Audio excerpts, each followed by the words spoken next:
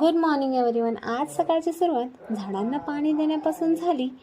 सर्व आवरून वगैरे देवाची देवपूजा केली आणि त्यानंतरनं प्रथासाठी उपमा आणि खारीचा नाश्ता असा बनवून झाला. त्याचा आनंद आम्ही सगळ्यांनी घेतला. 12 वाजता शेजारील काकूंच्या वास्तुशांतीच्या कार्यक्रमाला जाऊन हजेरी लावली. फोटो सेशन करून जेवणाचा आनंद घेतला. कार्यक्रमावरून आल्यानंतरनं दुपारी विश्रांती घेऊन नंतर 5 वाजता प्रथाच्या मॅजिक कारची ऑर्डर डिलिव्हर झाली. सायकल असेंबल करताना प्रथाच्या चेहऱ्यावरतीचा आनंद अगदी ठळक असा दिसून येत होता.